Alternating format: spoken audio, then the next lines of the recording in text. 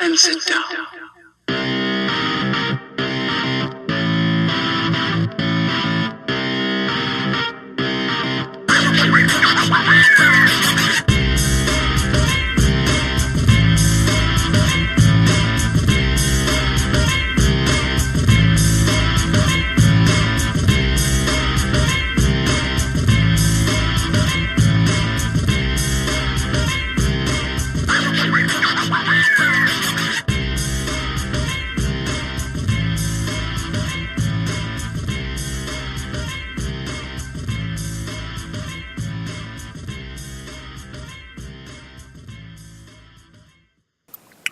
Greetings! Welcome to episode 172. Good Lord, we've been doing this forever.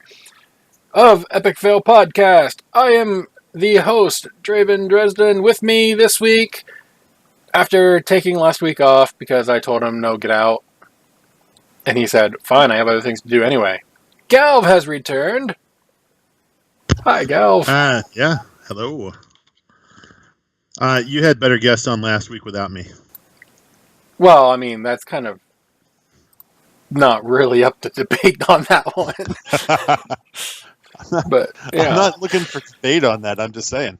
Oh, I thought you were like, oh yeah, you should agree with me. Oh yeah, well, there is that. But I mean, I've always got stuff to do. But I was more of a watch than play along last week, so that's good. Yeah, I mean, it was kind of one of those things that since you couldn't make it for the prediction show, it made sense to give you the week off for the prediction results. We did have a prediction show the week. 2 weeks before that, though. Yeah, but some extra stuff came out since then, so I went ahead and totally came up with an original idea and didn't take it from anywhere. Prediction-style show with points. And both of our brackets, by the way, got blown up. I mean, I didn't do great, but I didn't do terrible. And when I entered another contest with Ro, I ended up taking second I was off by 1 point. From first. Gotcha. So, thank you, Ro. That's like... Well, good job on that.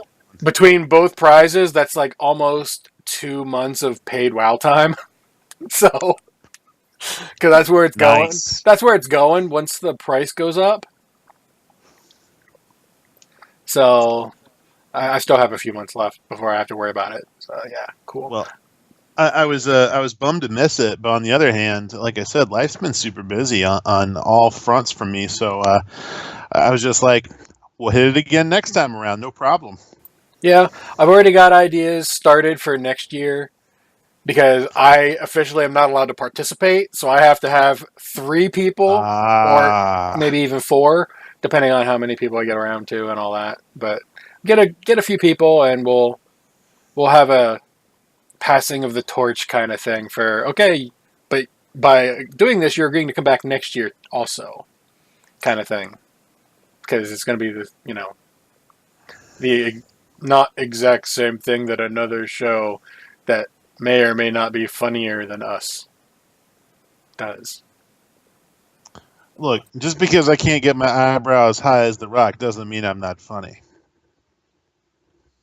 I've seen you raid. I know how funny it is. Speaking of which, how have you been doing? I know you weren't able to... raid. Yeah, you weren't able to raid this week. That's because I had guests in town. My girlfriend and I hosted her mom and her stepdad, and we got a ton of stuff done around the house. So she had moved in recently, and it is a process. Like, consolidating households is a process. So we got a ton done. I took back half of the week off from both my raid teams to make sure that I was ready for that. And then my kids ended up sick, staying home from school on Friday anyway. So, but they're doing great. So everyone's healthy or bouncing back, and it was good having guests. And we're hosting Thanksgiving on Thursday, so American Thanksgiving. So getting all the house put together this last week was super important for both of those things happening. So yeah, busy. But what I missed on Wednesday, you'll have to tell me. Other than that, for raid news, fire department is kicking ass right now. Yeah, as you know, Monday this past week, the raid team went in and we got Mythic Talic. Yep. Second Yeah, consecutive week of killing Gahoon, yeah, heroic Gahoon, which is a big deal. yeah. He's still not a pushover. We kind of realized that our group in particular has learned to require certain number of classes and certain people for Gahoon, and when they're not there, we struggle. We found this out Wednesday. Right. So without 4 warlocks, just in case 2 of them die, um, the dunking of the ball can not go quite as easily, and that was Yeah. interesting. Well, on the plus side, we have enough talented raid members that we can put people into those roles suddenly and have a reasonable amount of success.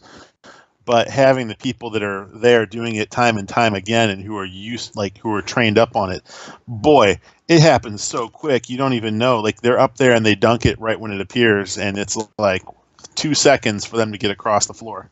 Yeah, it's like So, Group 1 go, Group 2 go. right. Kind of like that. Friday, I took my Horde Demon Hunter and we did normal and some heroics. I've been going with the group there. I got to do the running of the balls. I can't. Good. I haven't figured out how to solo it on my Demon Hunter yet, but me and another Demon Hunter went, and I ran up there early to start clearing out, and they called, "Hey, is the second Demon Hunter going to go up there?" And then they looked like, "Oh, it's already cleared almost all the way to the place." Yep. Good job. And so I was helpful. So And I've been doing that for Epic using Barrage. yeah, well, That's a trip. Yeah, I've got my Demon Hunter, I've got my Eye Gaze that I've had to use, I've got my little Immolation Aura, and then I've got my Zigzag, did it all over the place, and I've even used Fel Barrage. Glaive? I've been doing everything that is AoE capable, so I'm even like using my big AoE cooldown in Fel Barrage and just running straight through because it's just knocking everything out. Good. But so it's fun, right? Yeah. So Friday's group is the Frog Pants group, and sometimes it's got Scott Johnson. He's not always there. Frog Pants. Kyle Ferguson, who mainly does heroes stuff, so he's almost always there. I think his name's Jason from the Starting Zone. He's one of the tanks. The Frog Pants. Yeah. And then this week we had Garrett back. Also, Garrett from Into the Nexus and the Angry Chicken and stuff like that. He's on his Demon Hunter. And nice. He didn't know I was there. Like, he knew the demon. I was the third Demon Hunter in the thing, but he didn't know it was me. And he's going off like, I really need to start taking lessons from this insert tune name person because they're just killing the DPS meters, and I'm just like, aren't you clipping like clip? Yeah, well, they're streaming on like 3 different places, so I could, yeah. And I was like, so I sent him a tweet, and I was like, yeah, if you ever need any help with Havoc Demon Hunter, just let me know, and I can help out a little bit. He's like, dude, I didn't know that was you. I was like, yeah, I swear, one of these times I'm just gonna make a character and name him Incognito. Just because. Yeah, that's not the only one. That's a popular name. Yeah, it's just a fun name. But I was doing fairly well. I wasn't always top of the meter, but I was usually top 3, doing roughly the same DPS as my Paladin because Demon Hunters are freaking overpowered in comparison. It's AoE. Raven Incognito. It's AoE heavy, and I have an AoE build specific for my Demon Hunter, so that helps too. So, there's a couple different factors. I could probably redo my build for my Paladin and do a little bit better, but I have a nice build that is more utility. Like, I can do a good, decent single target, good, decent AoE, not great at either, but it works. And I'm still, unless I die, fairly close to, either top 1 or 2, usually 2 or 3. But I'm usually in the top 5 on DPS on my Paladin, so I think I'm still pretty good. All right. So I was going to ask you this, now I want to do it before I forget. Having gone through Mythic, Talic, and mostly Mother, almost got Mother, back on normal, how did that feel? Was that like vacation time for you? Well, yes and no. Yes, in that I was like, oh, I don't have to worry about this or this or this or this or this. But at the same time, I'm on a different character with a whole different, a whole different rotation and stuff like that. So I'm like, I'm still putting in effort. So, I mean, it's a vacation in terms of mechanics, not so much a vacation in terms of, oh, I have a bunch of different things. Like my Paladin, I have 5, 6 buttons normal to push. Yep. But on my Demon Hunter, there's like 7 or 8 that, depending on what's off cooldown and what's around, will vary. Like I almost never use Fel Barrage on cooldown unless if there's a big AoE pull coming, like say Zul for example, I'll use that on the pull, and then I'll use I-Beam, and I'll do like 80, 90, 100,000 DPS, and then obviously it comes back down, but it's fun to watch those really high numbers, and people are like, holy crap, those are some big numbers. I was like, Demon Hunter. Yeah, the tee-off is pretty solid for Demon Hunters. Yeah. And then once those are done, if more than 2 things are alive, I'll throw my glaive out, and then I'll just start doing my normal single target rotation with a little bit of cleave in there, and because some stuff cleaves anyway. But it's different going in there, and then having different role. Like I'm still melee DPS, but like I said, I was doing the orb dunking, so that was different. I haven't done it on my Paladin except as a backup, and I was actually one of the main people that got picked because I'm freaking Demon Hunter. So, yeah. Well, good. That sounds like fun on your end. I mean, it was just last night you were doing that? That was Friday afternoon. I was a little late due to real life obligations, helping with my mom. But on the positive side, while I was late to the raid, I got a free Dairy Queen Blizzard out of it from my mom for helping her out. Nice. So I was this close from trying the flavor of the month, and we're not being sponsored by Dairy Queen, guys. I just every now and then I just want a Blizzard. What's your flavor of the month right now? The flavor of the month is like hot cocoa or something like that. I was this close from trying it, but I was like, I haven't had that before, and I haven't had Dairy Queen in a really long time, so I went with my the chocolate extreme, which is probably the most unhealthy thing they've got because it's like 7 different kinds of chocolate. Yep, that's a good one. It's even got the bits of brownie in there. Yeah, it's really good. It's really not healthy for you, but sometimes you got to splurge. We have addicts in the channel. Yeah. So my favorite is the Reese's peanut butter cup, but then I have them add the peanut butter sauce because you almost can't get enough peanut butter in a Blizzard. Yeah. I normally, with the chocolate extreme, I have them make it with chocolate ice cream instead of vanilla ice cream for that one extra layer. It's very, very, very chocolate. So if you are not a huge fan of chocolate, even once in a while, because I don't eat a lot of chocolate, it's one of those things where it's like, you might not want to get that one. That's definitely a chocolate lover's, even if it's only a once in a while thing. So the funny thing about Alessandra's favorite, the M&M Blizzard, is after a while, it just looks like a dozen murder scenes where M&Ms died inside the ice cream because it's the color bleeds out around it. So it does actually. Now that I think about it, yeah. And you'd think out of the two of us, I'd be the one to come up with that analogy, but what? No. I suppose. I mean, given some of my character names. Well, that's true. That's true. Yeah, no, it just looks like one M&M commercial CSI spoof after another every spoonful. Yeah. Anyway, enough of giving Dairy Queen free publicity. What's this show about again? I know. You think? Well, I mean, we do talk about Blizzard things, and we are talking about Blizzards. Blizzard, didn't we? Yeah, I was gonna say. I mean, it's not probably the first or last time that'll ever happen. Blizzard games back to Blizzards. Yeah, it's so weird. Now I'm hungry. Yeah. Now I want ice cream. Dang it. Oh well. I'll deal. Anyway, that's been in terms of gaming, that's my week. I've been doing a lot of Overwatch. Oh, good.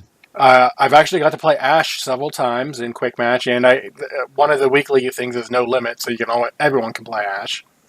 I'll wait to make one of my comments on her But interesting character. Yeah, she's interesting. I've gotten play of the game at least once a day with her. So, Do you want to just lead off with Overwatch then? Well, I'm just going to mention her for a Okay. little bit. I mean, obviously she's the new big thing for Overwatch and all that, but Yep. the She's Dynamite's the new secret sauce. Yeah, the Dynamite's interesting and all that, but the loot boxes, I'm having a very unique experience with loot boxes since she's come out. I'm either getting nothing but Ash stuff, like since you get 4 things out of it, it's like Ash, Ash, Ash, Ash, something or other, or I'm getting Ash, Ash, Gold, Ash. That's it. I have gotten nothing. Ash, man. I have got nothing but Ash and Gold, which I'm fine with, but it's like I don't understand. That sounds like it should be a Led Zeppelin song. Ash Nothing and Gold. But Ash and Gold. Yeah, I think they made a song about that. It was based on Lord of the Rings at the time. Well, Ash Ramble and Gold. On. Yeah. Ramble On's got multiple Lord of the Ring references, and it's one of the best songs. There are so many Lord of the Rings songs out there that you wouldn't even believe. They're not the only ones. They're just the famous ones. They're like the best. I mean, I don't know of another band that's better than Led Zeppelin with Lord of the Rings references, so just saying. All right, I'll give you that one. I'm not a huge... I know it's going to be blasphemy. I'm not a huge Led Zeppelin fan. They're okay. Permitted.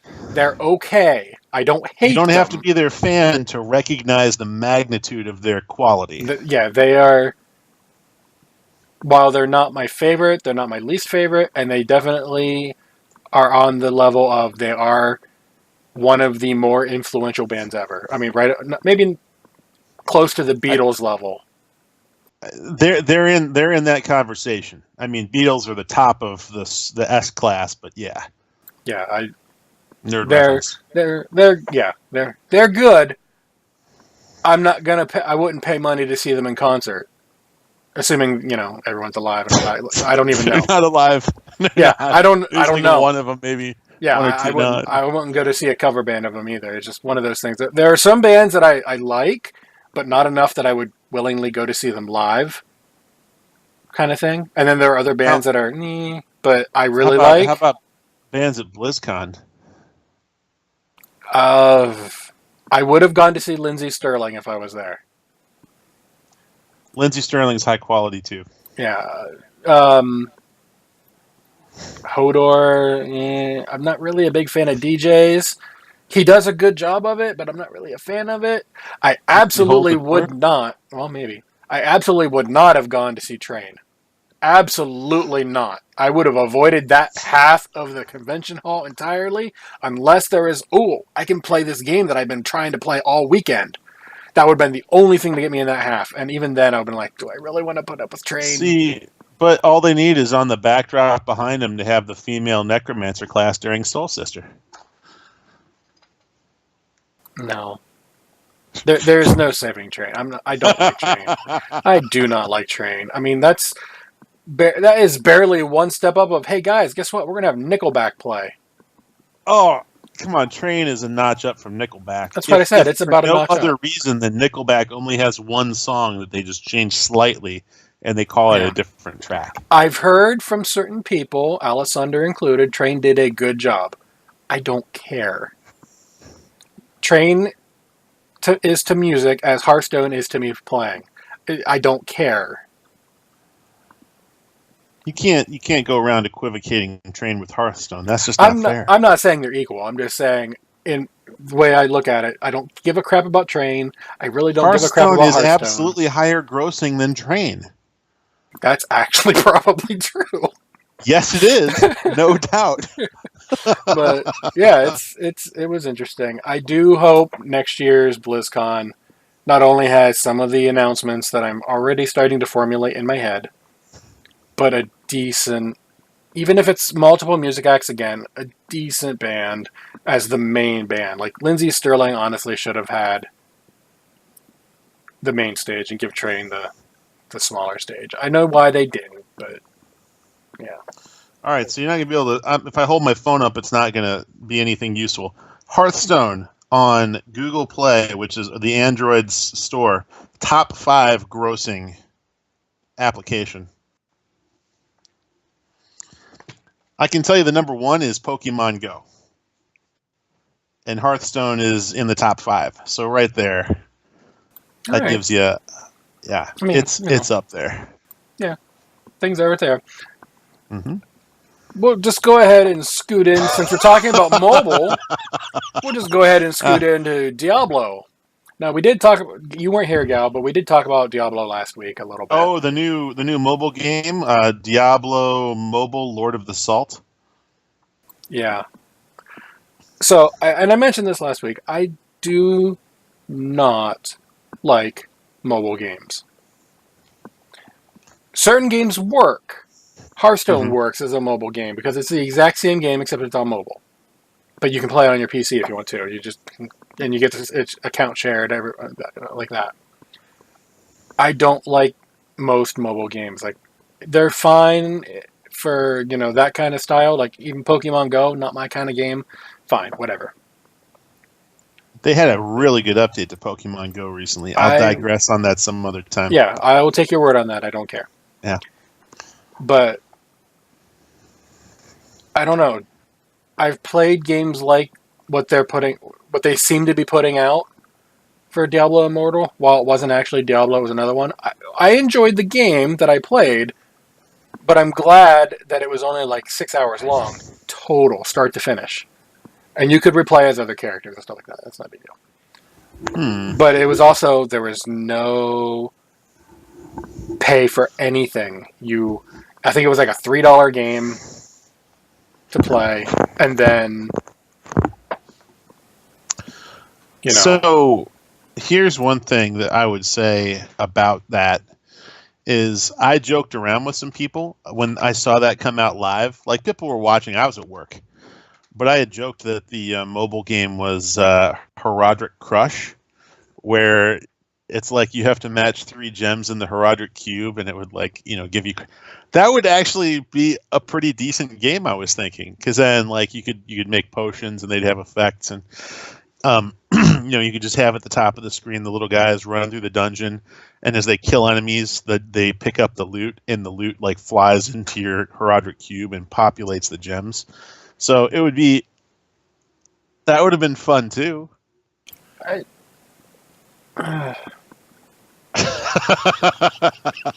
So here's my problem with mobile games. In general, a lot of them seem to be pay to win, especially the style of game that they're going for. And then this week, it's not in the show notes, but I have seen still frames of some of the Diablo guys from Blizzard and the NetEase guys at a meeting, and they're going over the microtransactions, the microtransactions and stuff like that. And basically, you're going to have to pay to have better chances at your gear actually upgrading. Like, you have to craft the upgrades, and you have to pay with in-game materials, or you can pay money to have that chance go up anyway. And in a game like Diablo, where everything is loot-based, gear-based, do you have what you need?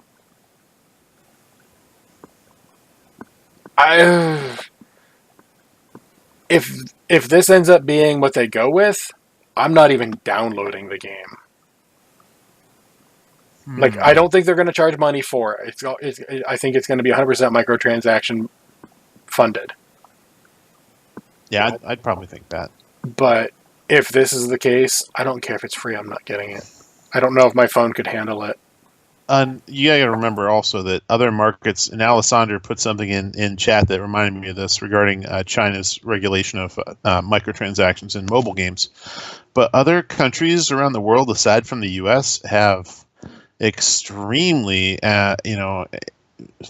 combative legislation or regulations surrounding microtransactions and things that they consider whether or not it's online gambling. Whether something has a real world value or whether it constitutes something that's an addictive, addiction forming behavior, and things like that. Great Britain, New Zealand, Australia, and then you got places like Germany and then China on the extreme end, where the only online gambling that they would probably allow is state sponsored. So, Yeah. and I know it's not online gambling to have microtransactions, but it generates that kind. Like in the U.S., they're like regulators just look at stuff like that and say, "Oh wow, that's pretty standard." Really, other places in the world are like, "How can we protect our children from these things that cost money?" I've got a really great idea on that. Spend time with your kids. What? I know, shocking. I put mine to bed so I could come on this show. Well, I mean, you know me. I just find a nice roll of duct tape and put them up on a wall and say, "Okay, have fun." Mount them on the wall behind Yeah. you so they can wave on the camera. Well, they wouldn't even be. They'd be like, and maybe be able to move their wrist, and that's about it. They'd have duct tape around their chest, over their arms so they can't move, and their legs so they can't kick. They'd just be stuck there. Put them up there sideways. Yeah. For any FBI or CIA or any relevant government agency listening, this is what's known as a joke. But yeah, if you want to teach your kids how not to do something, I don't know, teach them. It seems fairly straightforward. Teach them. Yeah. So, in defense of Immortals, it looks like it's a pretty good game. It looks like it's entertaining. Yeah, obviously, I mean, it looks like it's going to be flaws you described. Yeah, it looks like it'll be a decent game. Whether or not it's going to be a decent Diablo game is still unknown. But it's the microtransactions. That's what's going to make or break it in terms of the player perception once it's out. People are always going to hate it because it's on mobile. Or a lot of people will. But past that, once people get, okay, it's a mobile game, we'll deal with it. Then it turns into, what are the microtransactions? How much are they? What are they worth? Does it feel, quote unquote, mandatory to get them? That's what's going to be the public perception, at least in terms of our PC-related circles, if it's good or bad. It doesn't matter how good the game could be amazing, but if those microtransactions require, are basically a requirement for high-end progression on it, people are going to hate it. Yeah. I always like the ones that have overlap between console and mobile, though. But did you see this other bit of speculation / intrigue regarding Diablo 4 announcements at BlizzCon that were to be but are not? See, my problem with this kind of article, and thank you for providing it, Alessander. I'm assuming that's who you're referring to. Yes.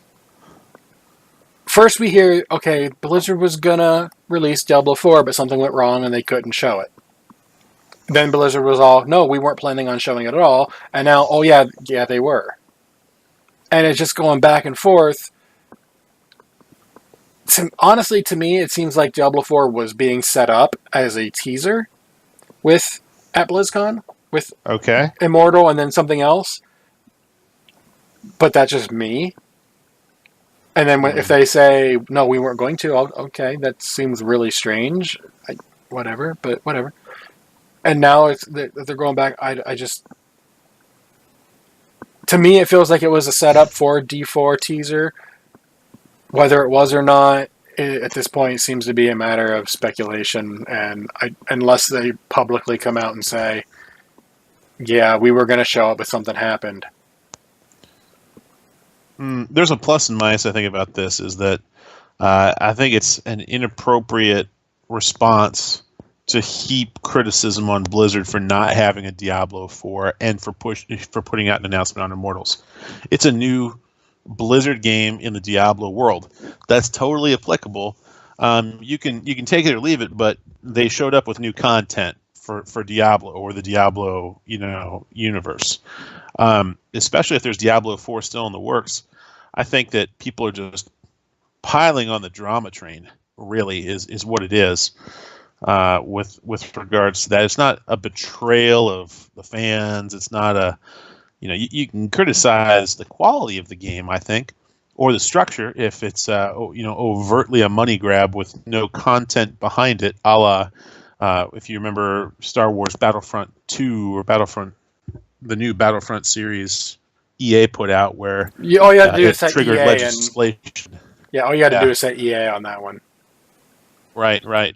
So, I mean, I would say when we can dissect the quality of the content, criticism is going to be warranted. But just to viscerally hate the fact that it's there, that Blizzard, had the guts to stick us with this mobile content when they should have given Diablo. Come on, it's Diablo 4 is still in the works. It's plainly obvious that that is coming. And whether it's multiplayer universe or whatever it's going to be, it is there. But they just didn't have it for us at BlizzCon. Yeah. Disappointment ensues. So I mentioned this last week, and I used Bethesda as my example. They announced something on mobile, and everyone was confused. And I think if that would have been it, they would have gotten booed too. But then they did that. It was a 30-second. It showed nothing really except landscape, and it said Elder Scrolls 6. That's all they needed. Crowd went nuts. No one cared about mobile. And Elder Scrolls 6 was the news. The fact that they had a mobile game in the works, no one cared. Same thing, I bet, would have happened at BlizzCon if Blizzard would have done the same thing. But in Blizzard's defense, they have gotten burned by putting out information about a game and then canceling it. The most notable was technically Project Titan, but they never officially announced anything there. Right. And then it got turned into Overwatch anyway. But the one that they actually gave a name for was called StarCraft Ghost, which was a Kerrigan-based game, I think. But, I mean, there's stuff out there. I mean, I've seen posters. Lore had a poster for StarCraft Ghost. I mean, there's stuff out there for it, and they canceled it because they said it was garbage. So I understand why they, took a step back and said, no, we don't want to do anything too soon, but announcing that you're working on a game and, hey, by the way, we have a demo ready. You don't need a demo.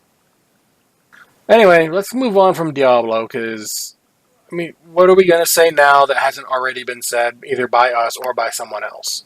I'm not a fan of the idea of a mobile game. I don't think it's wrong for it to exist. Yeah. I would say I want to see it in action before I condemn it. Exactly. How about that? Exactly. Yeah. And then depending on the microtransactions, I might not even see it. We could make a whole show just on trashing a greedy company for exploiting microtransactions. If that ends up being the case, there will be well-deserved criticism of the companies. EA. Oh, yeah, yep. Electronic Arts. Yeah. Oh, sorry. They're greedy. Anyway, so I know Alessandro sent both of us some updated StarCraft stuff, but so yeah, I gotta talk to you about something from BlizzCon first. Okay, go for it. Cyril. Yes. First non-Korean to ever win BlizzCon StarCraft. And not only that, but he won, Alessandro will correct me if I'm wrong, I believe every tournament this year he was involved in. I believe that was what we were talking about even in the pre-BlizzCon shows, is that he's from Finland, is that right? And he's the guy who had beaten the lead Korean in the international. And so the theory was it was going to come down to him versus whoever the Korean is that makes it to the top rack. So, wow. Yep. And that's what happened. A sea change. Okay, yeah. Alessandro did correct me. All but one that he was in, and he made it to the quarterfinals there. So he did really well this year. I wanted him to win, but I still had that whole, it's an esport. It's never happened. Korea's going to somehow do it. And so I voted. I got the people right. I got the score right. I just picked the other guy because he was Korean and Cyril wasn't. So here's the question. Is there enough money in Korea for Cyril to move over there to do the tournament circuit, or is that not a thing? He's in their circuit. It's a worldwide Does he circuit. live over there now? I Oh, I thought there was a Korean circuit and a rest of the world circuit. it's complicated, but if I remember right, he's in technically the Korean circuit because that's where all the pros are. But Okay. Either way, it's still incredibly impressive. All right, he's not in the Okay, GS though. so he's not in the Korean circuit then. Okay, so yeah, Still, freaking impressive as all get out. I mean, yeah, he won BlizzCon, first non-Korean to do that for StarCraft, and it's good been on him. 20 years. 20 years of Koreans winning. Cyril is in the foreigner circuit. Yeah, there's the Korea circuit, and then there's the not Korea circuit. I think there's actually a U.S. circuit, but no one from there does anything, so it's just foreigner and not. And he's from Finland, so he must be cold as ice.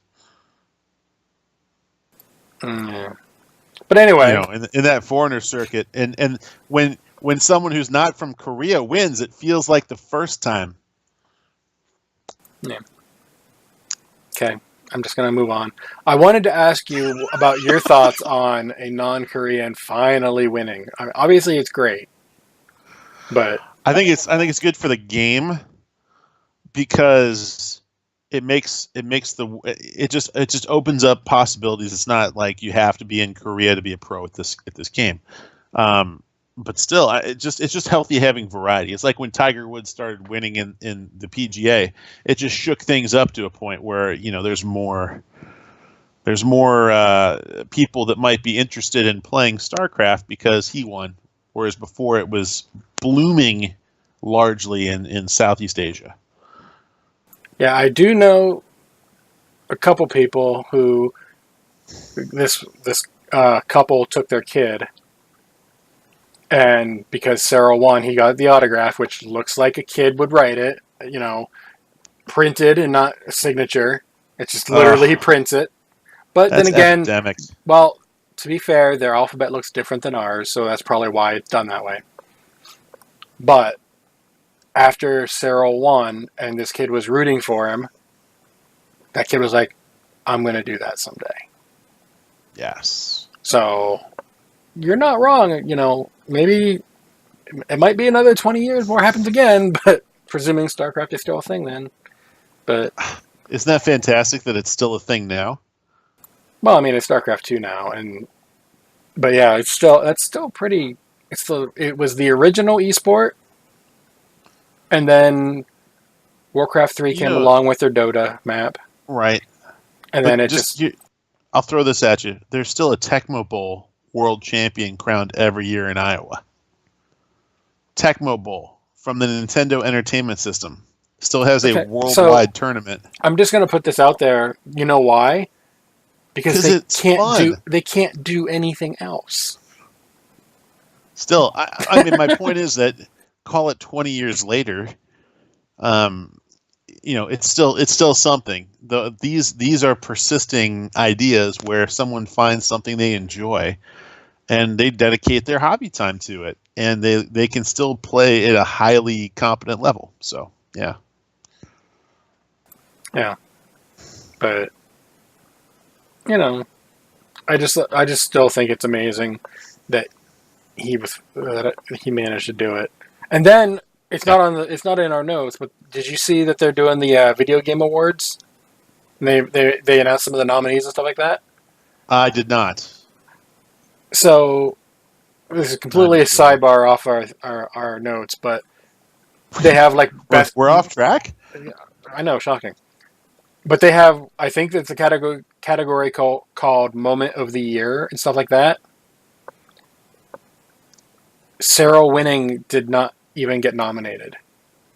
And I'm like, how is that even? I mean, okay, fine. Not as many people are watching StarCraft as freaking Fortnite. I don't care.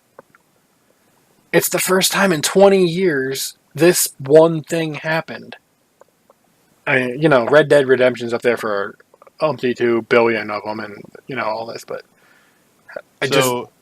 don't understand why it Maybe got glanced over on that. best esports moment. Yeah. C9, that's Cloud9 comeback win in triple overtime versus FaZe. Doesn't say what it says. E-League doesn't say what. I think that's what. League of Legends. Okay. G2 beating RNG in League of Legends Worlds. Okay. KT versus IG base race League of Legends Worlds. OG's massive upset of LGD in Dota 2 finals, and Sonic Fox side switch against Go 1 in DBZ. That's Dragon Ball Z. Yeah. So I understand. 1 Dota and 3 League of Legends moments? I understand these are technically more popular games. This was the first time in 20 years. It should have at least got, if nothing else, an honorable mention. It looks to me, just at a glance, as if the buckets that they're drawing from are definitely skewed one direction.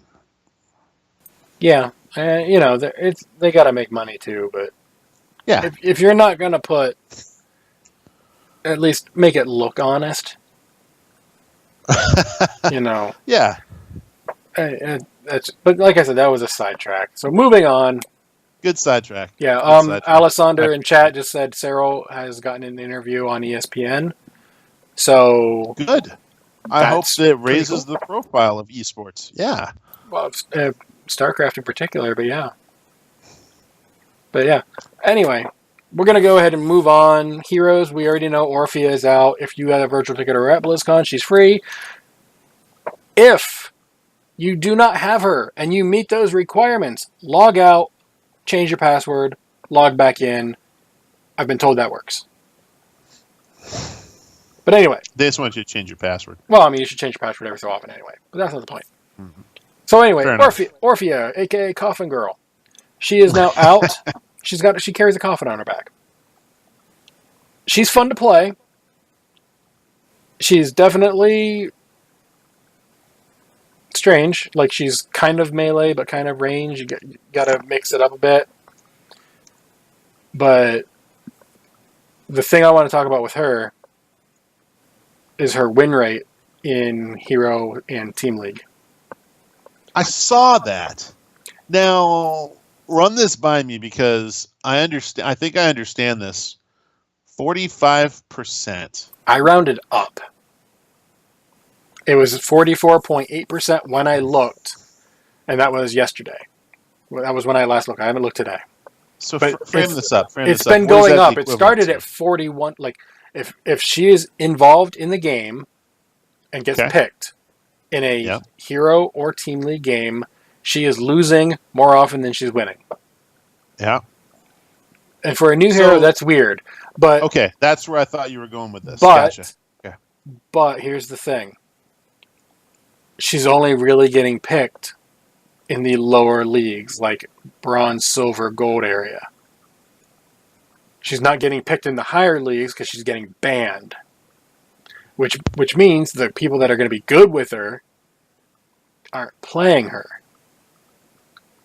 So we don't really know where her skill, if she's any good or not, because only the people who really can't play are getting her, or, who shouldn't be playing her. Like, oh, we got her to level 5 on AI, we're going to take her into Hero League. No, you got to play her for a bit.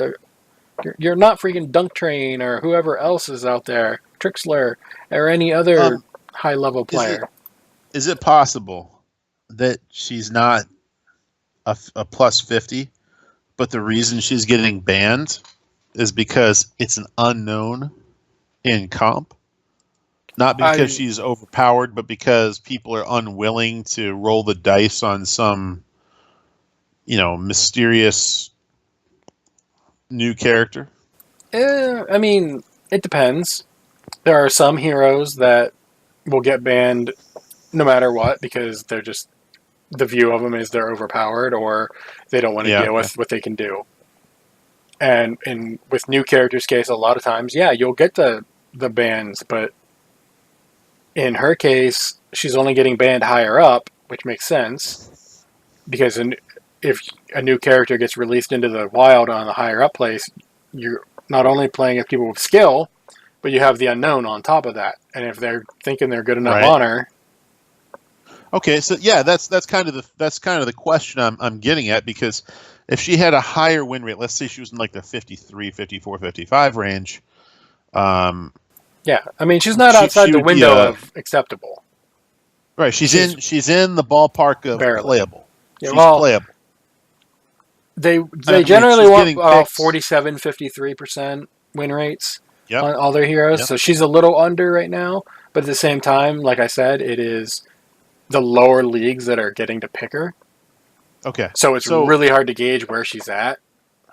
So it is definitely in the realm of possibility then that the unknown factor is what's keeping her out of higher level play. Oh, yeah. Okay. I would imagine by next week we'll get some better numbers and more higher end numbers when people were like, no, let's just get...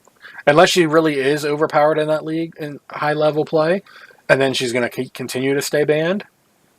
But I think it wouldn't be a secret though. You know what I mean? Like if she was killing it in higher level play, it would be... she's just pretty much getting banned on almost every game.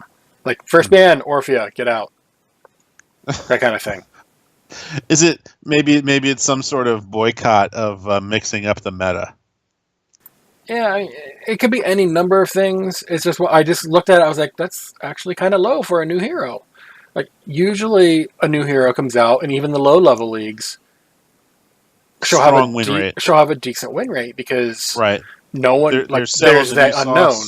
Yeah, right. I mean, generally heroes will come out a little bit overpowered to be like, hey guys, buy this. Yeah, it's a cynical way to look at it, but let's face it, it's business. They're going to do that. It is what it is. They need to get their new merchandise into rotation to sort of get people interested in learning how to play the class. Yeah, learning how to play the character. And then it gets dialed back into what they think is class balance or character balance. I mean, that's reasonable. There are times where I agree with the nerf, and there are times that I don't. Like Chromie, I never had an issue with Chromie, but they nerfed the crap out of her recently, a couple months ago. Nerfed her. Yeah, I was against that nerf. I mean, there were reasons to keep her, and there are reasons to change her. But as soon as she got nerfed, guess what happened? Sergeant Hammer everywhere, because she was the counter. Because she was keeping the deer population in check. She was the white wolf. Yeah, she was keeping the tank population in check more accurately. So, but one of the reasons I think Chromie, in my opinion, the Chromie nerf was no good is because it's a skill shot. And she's a glass cannon. Like, truly a glass cannon. Yeah, but you can also hit people from really far away. Her range probably needed, not quite as much as it was, but probably did need tuned in a little bit. So yes. I understand a little bit of the nerf, but at the same time, she got nerfed a little too hard. But definitely. Orphea. We're talking Orphea, not Chromie. Because I could go on about some of these nerfs. Can we talk a little bit about Janitor Leoric? The meme. The meme. There's been the man, the myth, the legend. Yeah, that has been a thing that people have been asking for so long. Almost as long, maybe even longer than Dreadlord Jaina. It's been about that long. Here's what they need: they need like a move, like an emote, where after he kills you, instead of spray painting the ground, he like mops where your corpse is. I don't know if they'll have that. But I know he's got. If I remember correctly, he's got new voice lines and stuff like that for that skin. So he's got some interesting new stuff for that. But as much as I love that skin, I don't know that I'll get it. Just more. How do I phrase it? It's more. I don't know how much I'd be willing to pay for it in terms of in-game currency. That's fair.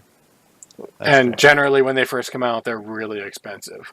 So, and then if it's a gem-only skin, I will not get it. End of story. Because I don't buy any of those anymore. That's ever since they switched over to that, I just no. Out of the boxes, and that's it.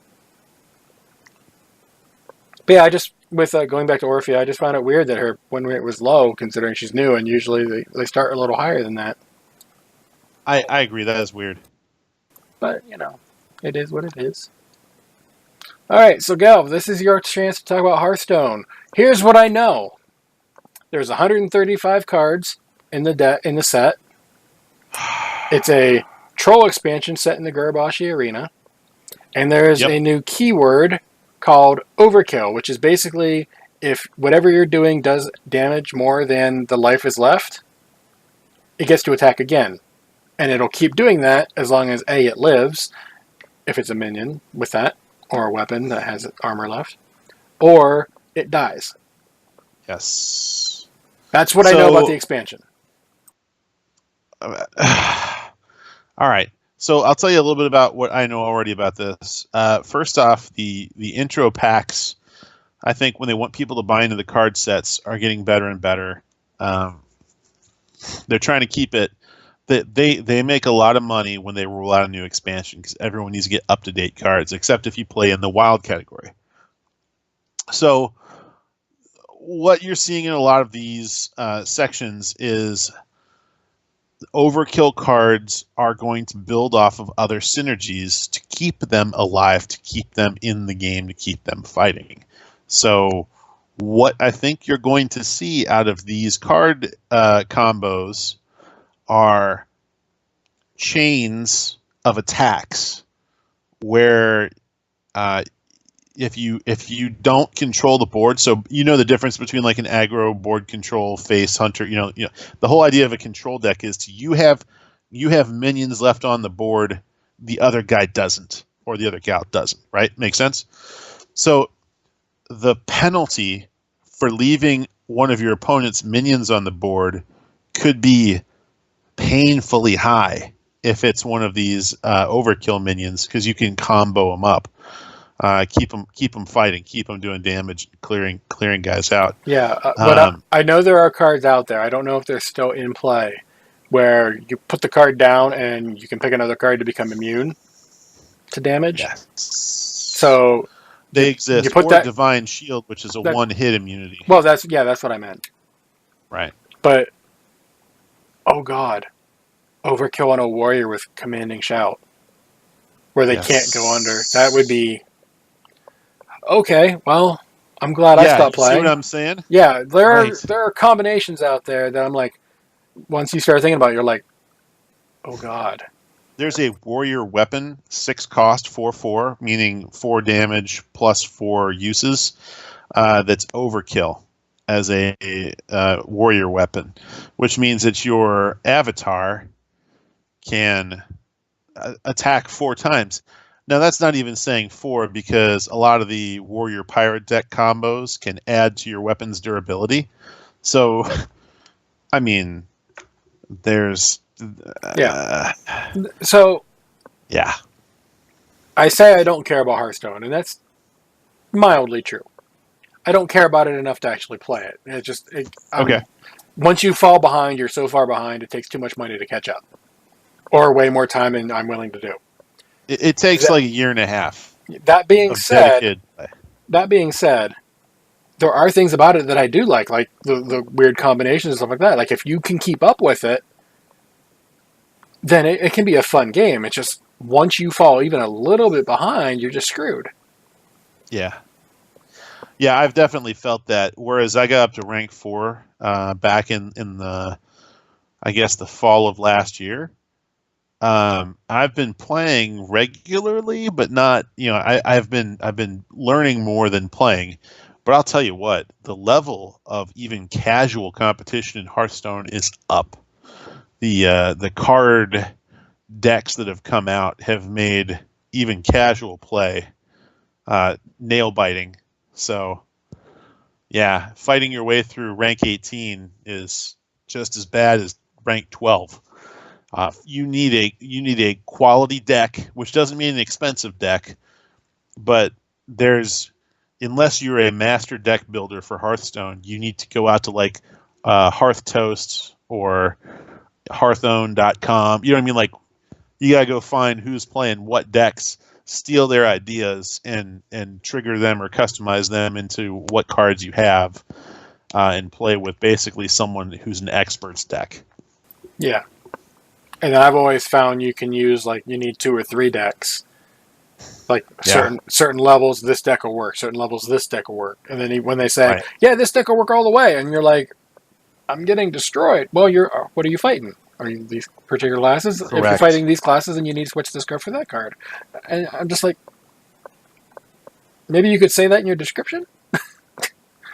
Well, and that's the thing is, everyone's experiences are unique. So you might have these legend players that put together their deck or tweak their deck with 1 or 2 cards from the new expansion, and it augments what they've got. And they just take a run on the first couple of days. They take off work or something and run all the way back up into ranks 5 and under. Well, great. Their experience with playing that deck is going to be wildly different than someone who starts on their lunch breaks, during the first week and plays 5 or 6 games a day. Yeah. As you just pointed out, you're going to face different metas of decks other people are playing depending on the week and time of day. So, yeah. And the level that you're at, too. That's the thing that I noticed when I was playing. I don't know if it's still like that, but whenever I was playing, it was like that. One card that I think everyone's going to enjoy, Belligerent Gnome, Taunt, Battlecry. If your opponent has 2 or more minions, gain 1 attack. Belligerent Gnomes. We need more of these. See, when you said one card everyone might enjoy, my thought went instantly to one of the legendaries, which is Bronsamdi. Whether or not the card is... Bronsamdi is Battlecry. Draw 1 cost minions from your deck until your hand is full. See, barring that, I don't even care. Just the fact that you get to play Bronsamdi. Come on. So, here's what I would say. You know he's going to have a voice line when he gets played. Yeah. He has to. Absolutely. But here's the thing is, what 1 cost minion, and if you have another minion in play that reduces the cost of your minions by 1, I think that would be a strong play with, say, like the Knife Thrower.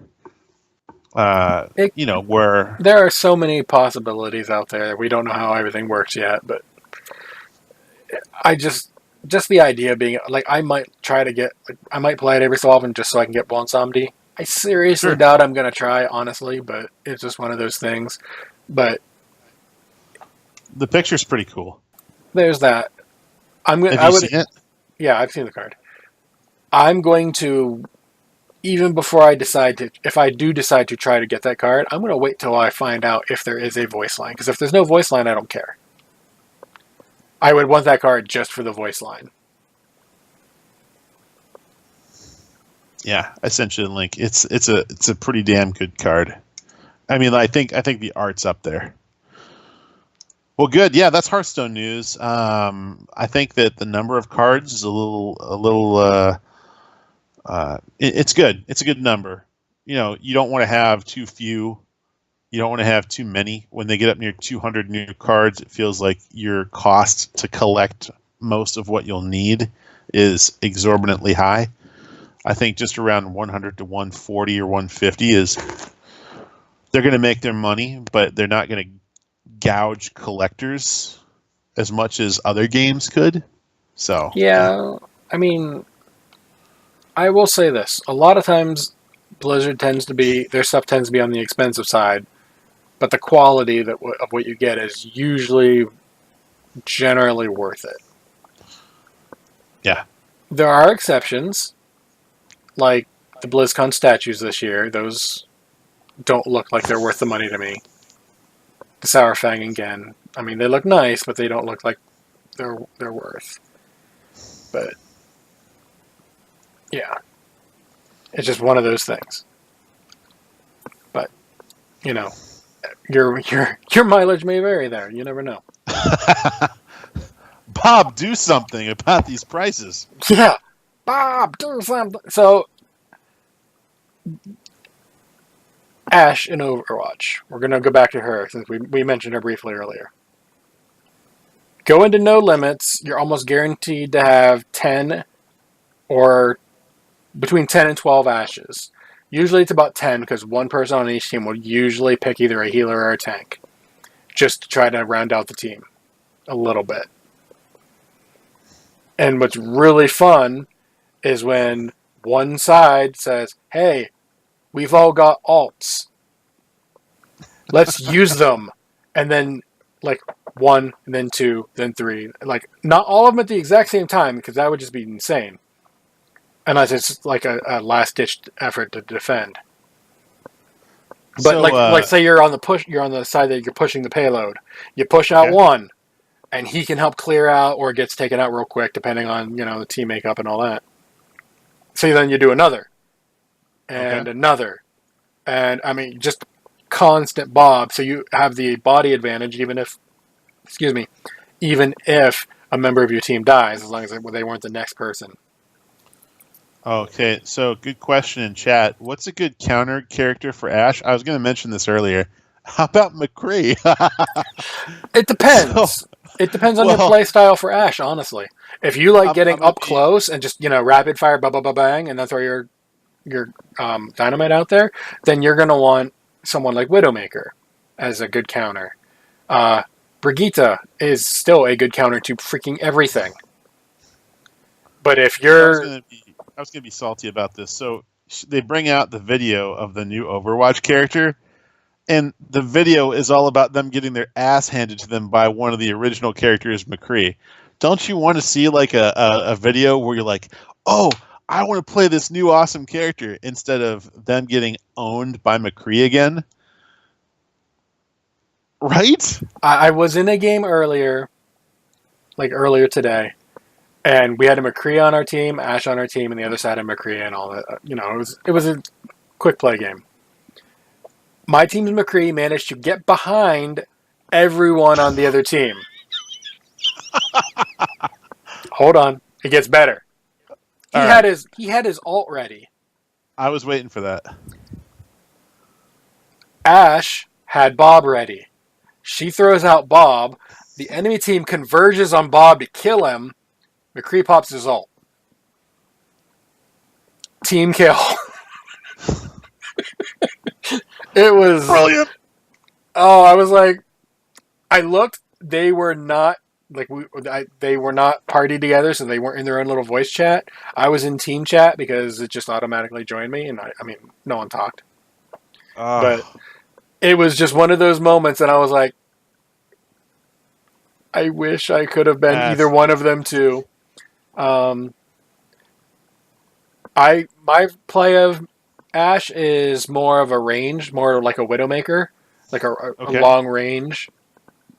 So in that case, you're gonna like a Junkrat will kick the crap out of you if he gets close, but he does that with almost everybody. So it just depends on the style that they're playing. Widowmaker or someone up close. Reaper can be good against her. Pharah, if you're not paying attention to the sky. I mean, tanks. It just really depends on your style play, their style play. I mean, anyone can counter anyone. Bastion is a good counter, believe it or not, because he can, fire from across the freaking map and hit you. I've been seeing a lot of Bastion. I saw a really good Bastion the other night, actually. Like a really good Bastion. He'd get into places I didn't know Bastion could get. I'm like, dang. He got play of the game, and it was not him left-click heroing it. I was just like, dang, I gave him credit. I was like, I got into the match chat, like the yellow words or the gold words or whatever color they are. I was like, dang, you're a good Bastion. I hate you. And he's like, thanks. So I found that since Bastion's last rework, his scout rifle is actually pretty effective. Oh yeah, it's really good if you can aim. I still prefer, and he's getting another slight tweak rework, not our full rework. He's getting buffed a little bit, armor and stuff. But I still like his tank mode, not his ult, but his I'm in place and I can just left click hero. I still prefer that because it just fires so many rounds at a time. Yeah, it's so much fun. You can buff them up with Mercy, or you can buff them up with Anna, and just Oh God. right. So Kaboom! Boom! Boom! Boom! Boom! have an Orisa shield in front of him. Yep. Have a Reinhardt next to him with his shield, just in case. Sure. Anna's alt with a Mercy boost. Yep. You know what you call that? You put the Orisa shield behind. You put Reinhardt in front to make a little bubble on top of the payload. Put Bastion in a corner, so you don't need to put anything behind him. So you put Orisa shield in front of him. Reinhardt is there with just so Bastion can still see, but he still gets all the other stuff too. That it hurts. I'm not kidding. I've seen this happen. I went in as a tank, and within 1 second, dead. It was like, okay. I mean, it was just insane. Like I didn't know he just gotten the boost and all that. I thought they'd give it to somebody else. All of a sudden, I walk around a corner. He turns, and I'm like, oh. Well then. What happened? What just happened? I didn't know what happened until I saw the replay. What? As soon as I saw the replay, I was like, oh. And then I looked and like, yep, they're all 4 on a team. So it happens, just not very often. But yeah, Ashe is fun. I was gonna say, you do that same maneuver on the payload where you've got one of the bubbles in the back, one of the bubbles in the front. Still very effective. Get a diva in there for extra absorb. Exactly. Yeah, it can go nuts. Get a Torb in there for even more firing. Torb would be in there for like defensive countermeasures. Yeah. You know, you can't see what's coming at you from the flank yet because you're too busy mowing down the front direction. Torb Cannon will tell you real quick where it's at. Yeah. Bob can be lit on fire with the dynamite. I like that. As can all the tanks.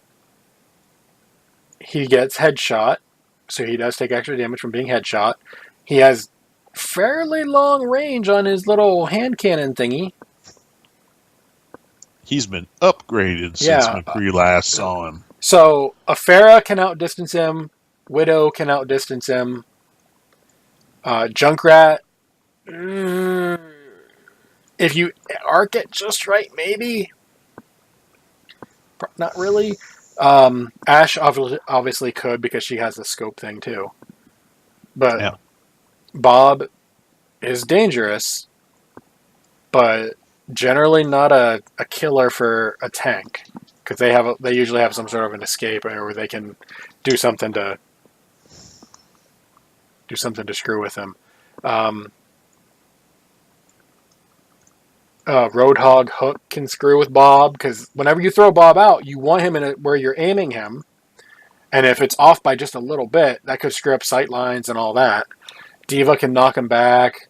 If Junkrat can make sure he's not getting shot at, like there's a bunch of other targets and Bob just hasn't noticed him yet, his little grenades can do a slight little knockback. You can knock him off platforms and out of the match and get rid of him instantly. Still my favorite use of Bob ever was over on the PTR where someone threw him out and he hit nothing until he ran off the side of the map and fell. I was like, best Bob ever. Bob. Yeah, but she's fun. I tend to go more of a Widowmaker style with a little bit extra in the dynamite. Because if I get up close, I'm like spam clicking and then I hide to reload. But yeah, I'm not great at her. Like I'm still better at Junkrat overall. I would say he's still my best hero. He's my best. I have the most fun on Junkrat because of the unorthodox approach angles. Like there's a lot of people who can out Twitch me. You know what I mean? Like the guys that used to deagle AWAP kill where they'd have the handgun out and then they sight you in with the handgun, flick to the Magnum like sniper rifle in midair and kill you with a headshot and then flip back. There's people that can do that. But there's less people that can do like billiard style double bank shot with 6 grenades at a time, you know, off the floor into their groins. That's Junkrat. If I am defending on Eichenwald, the first thing I do is I hurry up and pick Junkrat. Because I know the best thing, like I know the best possible thing I can do. You get up on from the attacker's side, you know that little Yep. overhead bridge before the first point? Absolutely. You get up on that, so you're standing like inside the building that you can actually go in. But you're out a little bit, you look down, you got that little walkway into the building. Yep. You throw your trap down there, and then you throw your bomb over on the steps across the side where people can maybe try to go up around the side. Right. You throw your grenade there just in case.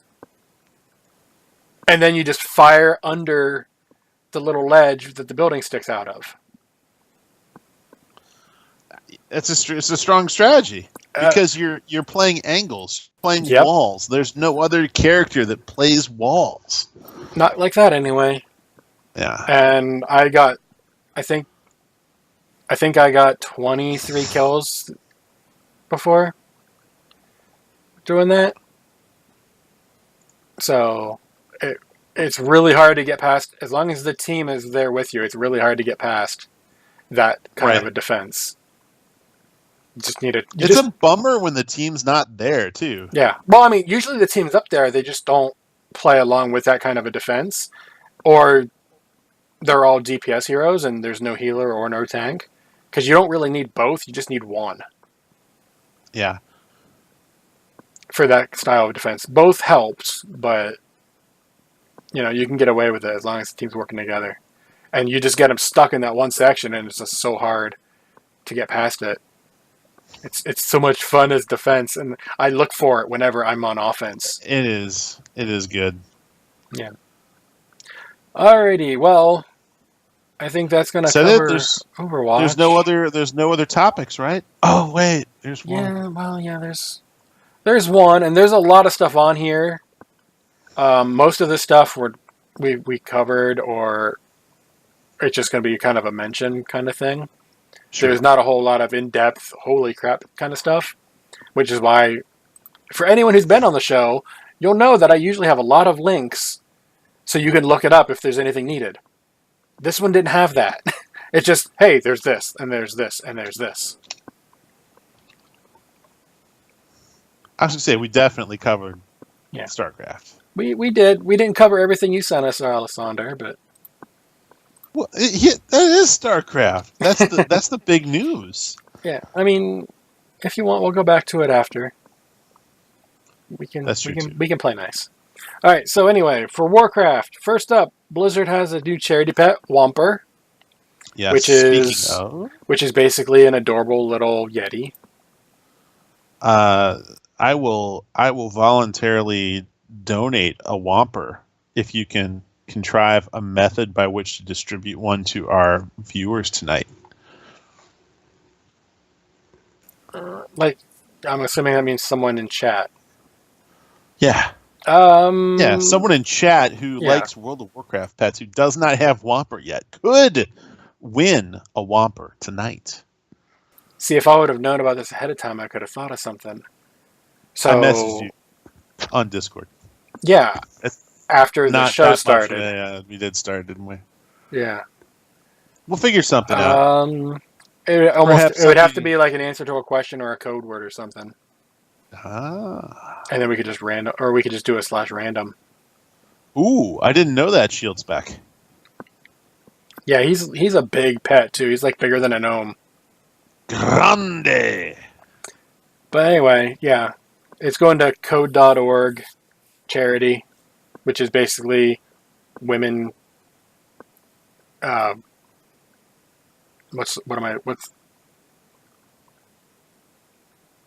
it's a charity for computer software design people. Okay. It's a decent charity. I can't wait to hear the numbers on it whenever they finally get it, because Well, good. I want to get him. I just don't have $10 at the moment. Another thing that is up this week, Burning Crusade time walking. We haven't really talked about time walking recently, like in the last couple months, because we haven't really needed to, for starters, and also we were overpowering at the time. But now that we're not as overpowered, people are forgetting that this stuff can actually hurt. Yeah, Black Temple time walking is up for grabs right now, and there's some people in our raid group who are interested in going along and doing that. It's interesting still because it's not. You can't just pancake it. Like you have to do the trash. I wasn't even talking about Black Temple. I was going to mention that here in a sec. I'm talking the actual dungeons. Gotcha. Okay. So I went and I did 5 of the Burning Crusade time walkings with Aleandros in chat. She was one of the guests last week. She's the host of Dungeon Fables. I did 5 last week, and she had already done one, so she actually did. She did more. She went up and beyond. But her podcast is about dungeons, so she's like, "Oh, dude, dungeons helps me with my show." But yeah, so shout out there, thank you. We did it, and for the most part, we had a couple hiccups here and there where a tank would die, or a mechanic would mess somebody up, and we're like, okay, well, I guess we're 4-manning. Stuff happened, but overall, it wasn't a bad experience. It was about where I figured, and she's like, I swear I'm a good healer. I was like, trust me, I know. And then I was like, and you're even better. I would say you're better than me at healing, but that really wouldn't say anything because I'm terrible. That's accurate. Yeah. There's a reason why Galv will be like, hey, you can put a shield on and be a tank, and he doesn't say the same thing about healing. He's like, we should just pug a healer. You would just get me killed so fast on purpose. It's not worth me mentioning. Yeah. Galv made me heal. He is not on the heal list. No, I would try to keep people alive. I'm not good at healing. What? I'm not good at healing. I mean, I could maybe a druid for a healer, and that's about it. Beyond that, no, I am not at all good at healing, and I can't stand healing. It's just not for me. I have been playing a healer this expansion for the first time since Burning Crusade. You're playing, and you got it. No, you have to be more specific. You're playing a playing a resto shaman. You're playing a shaman, quote unquote, healer. It's not easy. I mean, fortunately, I've had some coaching from one of the better resto shaman I've ever played with, Jom, from our raid group, and it's a high utility healing class. So I'll say that high utility. There's lots of ways to save a raid as a resto shaman. The downside is you just can't put up good numbers unless you predict the damage and snipe the other healers, because like your priests,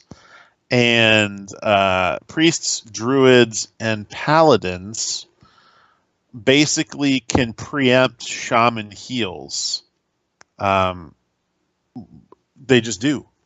Shaman have to literally be like, okay, the raid's going to take 70,000 damage each across the raid in 3 seconds, and cast it to land on 4 seconds from now. So there's not a 1 second window cast time for one of those other classes to hit their area, heal over times and stuff like that. So yeah, and for the chat room who's not necessarily getting upset at me, but they're just like, hey, I know some good shamans too.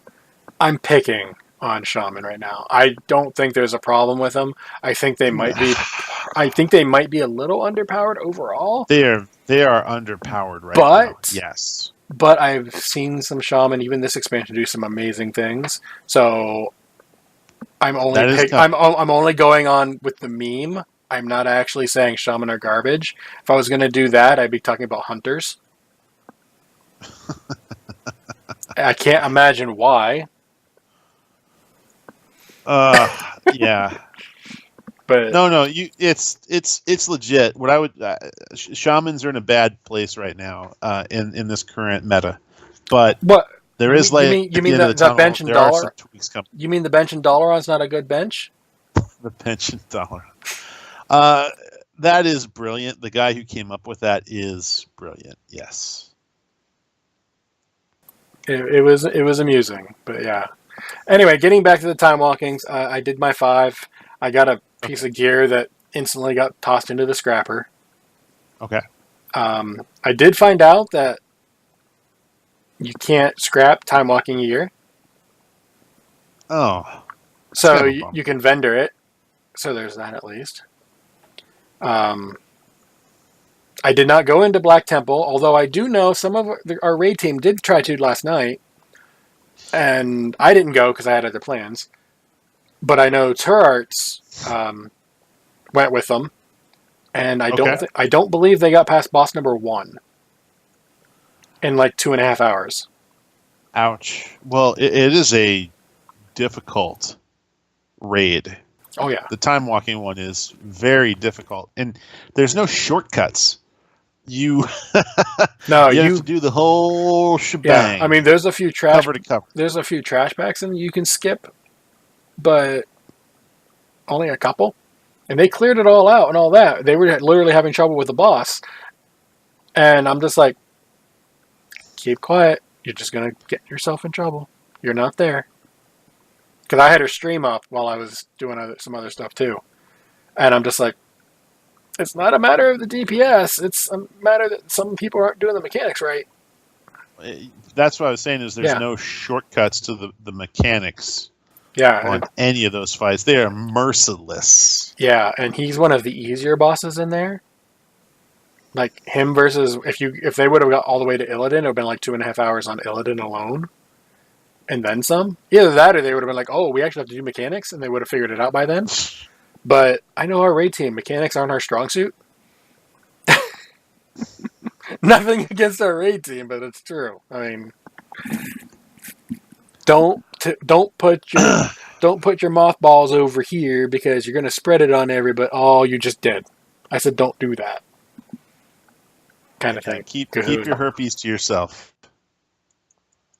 Yeah. So time walking's the thing. Just remember, until we overpower it horribly, you got to do the mechanics. And even in Burning Crusade, like if we had like end of expansion gear, we might be able to overpower it considerably to the point where we didn't need to worry too much. But at this point, we're still at the beginning of the expansion, so CCs and stuff will be great. You can stun things, you can interrupt things. Guess what? You probably should do that because leave your barrage at home. Well, sometimes barrage is okay, but generally, leave it at home. My favorite place for barrage is in Ramparts. Is it Ramparts or is it the one where there's those bridges with the flaming arrows? Misdirect, cheetah, misdirect, barrage, and just pull everything to that first guy. I wonder if that's Blood Furnace. Are you talking time walking or just? Yeah, Burning Crusade. It's in the Ramparts, but I think it's Blood Furnace. Yeah, I don't know. Anyway, stuff. Yeah. Moving on. It is WoW's 14th anniversary. Yay! So, with the anniversary comes some interesting items. You get the item for the 14% extra XP, which is nice. Super helpful at max level. Well, it also gives you 14% extra rep. That is legit helpful. So there's that, and not that it matters, but it would stack with other holiday buffs if you had them. Like, say, if you saw the buff from Dark Moon Fair, it would stack on top of it. That'd be an extra 24% total. But you have a quest, and for Alliance you go to Stormwind, the library. For Horde you go somewhere in Orgrimmar. I didn't look. And you turn the quest in. You get 200 time warp badges, and if you talk to the same guy you turn the quest into, he has 2 quests and a store. 2 quests and a store. The first quest, well, one of the 2 quests is a trivia question, and you get more time warp badges if you answer it right. And you can keep trying until you get it right. It's no big deal. You'll get a different question every time, but you can keep trying. But the other quest is the old world bosses like Kha'Zix or the dragons from Vanilla. As in, go do them. You can go kill them, and you get, I think they're 350 of their, whatever their item was, you get item level 350 for it. Nice. So if you're on an alt that needs, like, I would imagine 340, 350 gear, they can Warforge, but I would presume that you might want to just guess that you're going to get a 340, 350 or whatever they're going to drop. They do have some nice transmog stuff, so if you need transmog from them, go get that. But what I want to talk about is that guy's store. This is where you'll get things like Edwin Van Cleef's costume, the inflatable Thunder Fury, the pair of goggles that turns everyone around you that is friendly into a corgi. Basically, the all the stuff that was in previous year's anniversary packages. Including this year's, which is the corgi thing I just mentioned. Now, when I say friendly anything, I am not kidding. If it is a friendly NPC, player, doesn't matter. They get turned into a corgi. If they're on a mount, they're a corgi. If they're Anduin Rin sitting on the throne, he gets turned into a corgi with his body half missing because it's cut into the throne. Into the throne. Yeah. It's the lion throne or the corgi throne. But you go to a populated area where there's a bunch of NPCs, like, say, I don't know, Borealis, Zandalar, wherever, you're going to see a lot of corgis, and you have this really funny-looking pair of goggles. Hey, what's with the corgi, man? Yeah, before the Black Temple run started last night, I told Turrets in her stream, go do this, put the goggles on, and then go look at Anduin. And she's like, but I'm mount farming, or I'm pet farming. I was like, well, then go after this one's done. She's like, well, let me go after this next one. I was like, okay.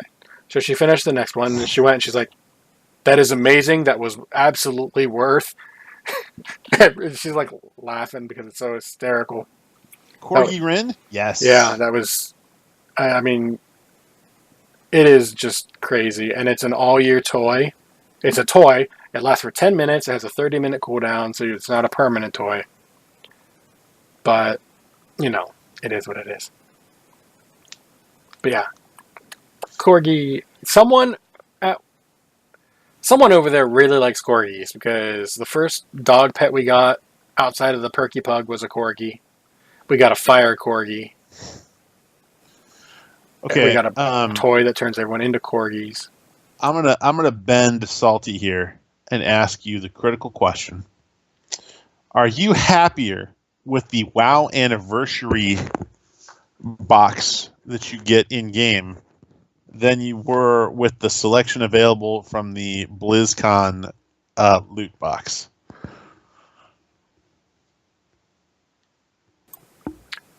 Just as a point of clarification, you are referring to the BlizzCon goodie, quote-unquote goodie bag and what was inside it. Yes. And then, am I happier with the in-game thing? Are you happier with the WoW's 14th anniversary like toys and loot than the goodie bag from BlizzCon? Well, my answer will be slightly biased and complicated because the goodie bag costed money. Really didn't have anything I cared about anyway. Whereas this was free, and you can just do goofy things with it. And then on alts, if you want to, you can level your alts faster, including your allied races, if you so choose. So I'm going to go with the in-game one versus the real-life one, based only on those factors. One was free and had goofy stuff and made things faster, which stack with tons of other things, such as heirlooms and other various XP buffs. So the reason I asked you is because I was looking at that and I'm like, this in-game anniversary loot is more fun than I did not shell out for the loot crate for the first time in 3 or 4 years, the goodie bag, because nothing appealed to me. This was better. Like it's a personal opinion. If there was something in the physical loot, the goodie bag loot box thing, more power to you. I didn't see anything in it this year that really spoke to me. So I was like, I could, but then I had that Ryan Reynolds doctor gif in my head. But why?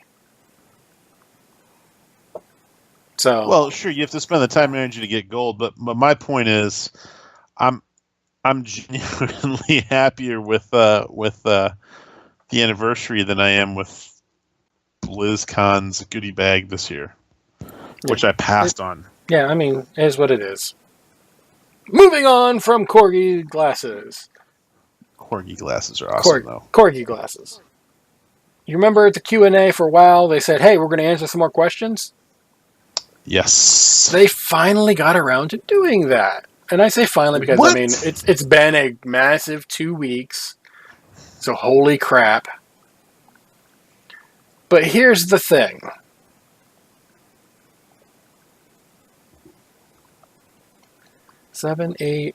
Eight questions. They answered 8 extra questions.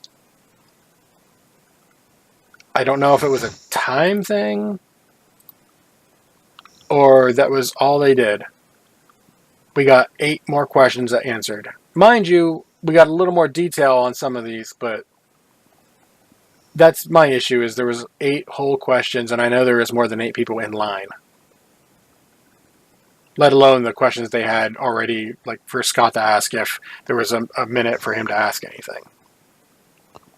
Some of these questions have been answered before as well. Well, anytime there's a Q&A, you're going to get the same question over and over because people want a different answer. But, you know, it is what it is. Did you see a question that really caught your eye and be like, ooh, that was interesting?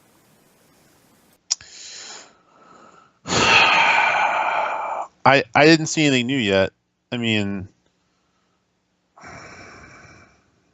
reputation account wide, maybe. I think that's a relatively new thing, and they talked about the distinct progression of your characters. So, while transmog appearances that have rep requirements will be unlocked account-wide once earned, you'll need to re-earn a specific reputation on alt if you want to use their tabard as part of. See, I was thinking more along the lines of, do you have to rank up all of your reps to get like the purchase requirements from the vendors, like the third level recipes from the Tortollan vendors is a perfect example. I think that should not be gated for alts. Yeah, it is. The only thing that's being fully unlocked is the transmog options. Yes, and which is extremely reasonable. Which is fine. Yeah, I'm good. I'm good with that. That's a good change. I wish it would be more than that, but you know, it is what it is. And then also champions. You still have to gain rep to buy things off the vendor, but in order for the necklace to level up, you just get it based on whatever your main character, your first character, highest level character, whatever you want to call it. The one who's furthest along in Champions of Azeroth, that's what it's going to go by for every other character's necklace. Which is a huge improvement. Which is great, except that right now I've got 2 max level characters and both of them are exalted with all of BFA. The second one without even trying, honestly, just doing dailies. How is that a problem? It's not a problem. It doesn't apply to my character until I make, get my next one up there, which I'm working on. I'm 115 on my other Demon Hunter. Going slow. It was just one of those things the question that I saw was, will gear ever return to the way it used to be with no Warforge and Type Forging? And they said... That was pretty definitive. Yeah, that was pretty much, they said, nope, we like how it works. Also, they've said that before. Like, that question has been asked and answered definitively previously. A lot of these had not pet battles necessarily, but the one you said about Titanforge and Warforging, and then the Reforge Azerite gear for every situation. They went into extreme detail explaining the reduced, the cost keeps falling off over and over. The only people who would be punished by that are literally people who refuse, have to respec 10 times a day and refuse to wait the 6 or 10 hour cooldowns or whatever it is. So So here's a funny thing. I've noticed that whenever I do my emissaries and stuff like that, I have multiples of the same piece of gear. yep. So if I wanted to, I could save the money and just not instead of reforging the same piece, just use two different pieces of the exact same piece of gear and pick different traits on them and be like, okay, this is my this fight set, this is my this fight set, this is my this fight set, this is my this fight set for every fight, and be like, okay, what are we doing? This if only there were an easy way to organize your gear in game. I know. It's like, keep special sets for. So I realize I'm weird and I keep extra set pieces of gear, but I gotta imagine the high end mythic raiders are doing at least a little bit of what I do, maybe even more so. Because I mean, I'm carrying around 5 helmets, 4 shoulders, 3 chest pieces. I mean, I've got a lot of extra pieces of gear. So if I ever, spirit, have to revive it as spirit because I can't get to my body, I am screwed on gold. It's going to be another 1,000 gold just on repair bills from that one death. Right. And it happens every expansion. I told this story in Legion too. But I don't understand why, especially when they're clearing it multiple times for like, oh, this drops a mount, but only one. Well, we got to clear it 20-something times for everyone to get it. You're going to get the same piece of gear more than once. Right. You can, and it's in so many cases. On top of that, you can't give it away. You know what I mean? Like that needs fixed. What I understand the need for, hey, it's a higher item level, so you don't want to give it away. The problem is things like trinkets and Azerite gear, that doesn't apply to, and a lot of times any other gear for that matter, because everything is so stat heavy. Yeah. And then especially when you get to Azerite gear, where everything needs, if you don't have certain traits, it's a piece of garbage, even if it's 15 item levels higher, which is sad. Trinkets, if it doesn't have the right stats on, like I've got 375, 370, 360 trinkets. I can equip one of them because my Darkmoon Fair trinket at 355 is freaking still best in slot. Right. And I can't get rid of it until I get a mythic trinket of something else. And even then, it's iffy. So... yes, I totally agree. It's... yeah. Yeah, it's just, in theory, the way they've had it set up works, but that requires very fine-tuning on stat balance that we just aren't at. Maybe it will be there later. Maybe they balanced everything for later in the expansion. Who knows? Or that was the plan anyway. Maybe they'll go through and be like, yeah, this isn't working how we want. I mean, at least we don't have an Arcano Crystal yet that we know of, other than the Dark Moon's trinket. But the Dark Moon trinkets are surprisingly powerful still. Yeah, well, I mean, they usually are for the first raid, and then maybe partly into the second.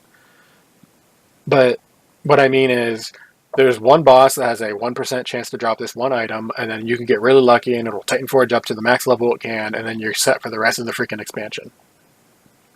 Because there will be nothing better than it. We don't have one of those, at least, is what I'm saying. Yep.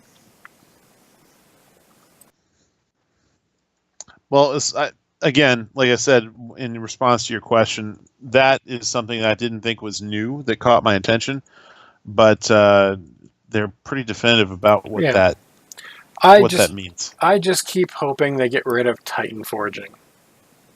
I'm okay with Warforging, letting us have an extra 5. Fine. I just don't like that I could go into LFR, and I'm only using LFR as an example. Same could be said with Heroics, with Mythics, all of it. I'm only using LFR as an example, where it drops 340 gear, but I could get 390 out of it. No, that's just too much. That's too many item levels. Yes, it's not likely to happen. Yes, it's probably going to be the highest level. It does happen. It does happen. Randos crush my gear score. It's fine. It's fine that it happens. But if that's like the only piece they get, nope. I'm not worried about their gear versus my gear, anything like that. I'm talking the gear you get versus what you're doing. The reward should be commensurate to the risk or the skill required to get it. I would accept a 340 being able to go up to a 355. It should be able to forge up to the next level. So if you're in LFR, you could get a normal piece. Before. Yeah. Right. So basically, anything that you get in Heroic should be capped at something you can get in Mythic. Yeah. So the 375 of whatever the first boss Talik's baseline loot is, if it was 380 or 375, that's as high as the gear from Heroic on Talik could get to. So you could get, I scored a Mythic level piece of gear on this Heroic boss. Sweet. Yeah. That's cool. Yeah, I'm fine with that. But the fact that it can go up to the max level, that bothers me. Not just because it's never going to happen to me, but it just doesn't feel right. But I'm not in charge of the game, so it's not up to me.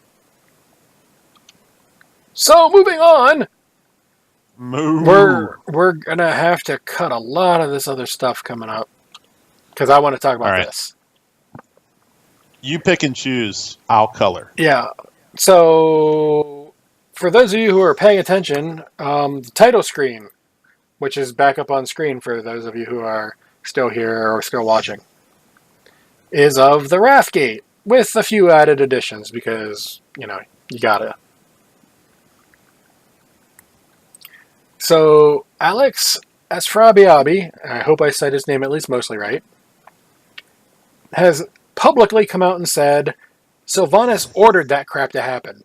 It wasn't they overthrew her and did it without her knowledge.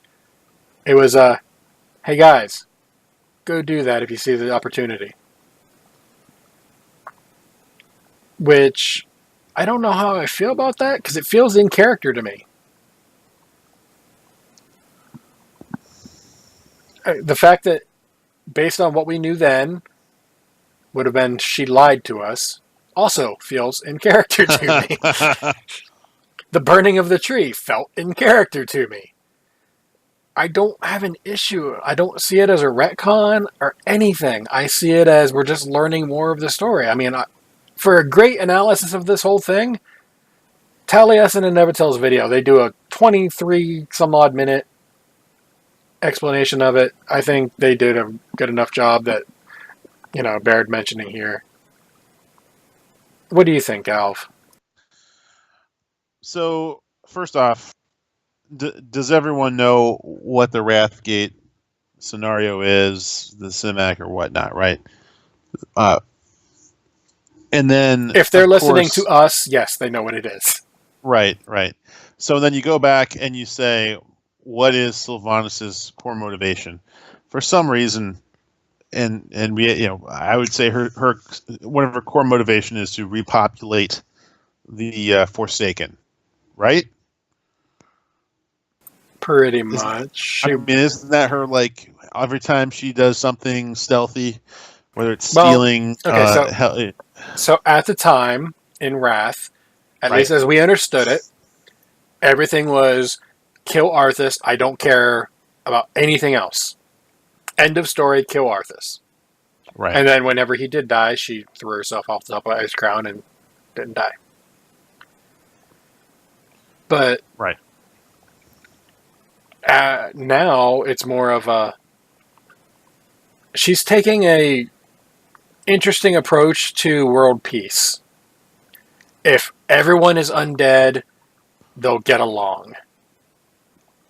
Kind of instead of Garrosh, it's more Arthas, actually.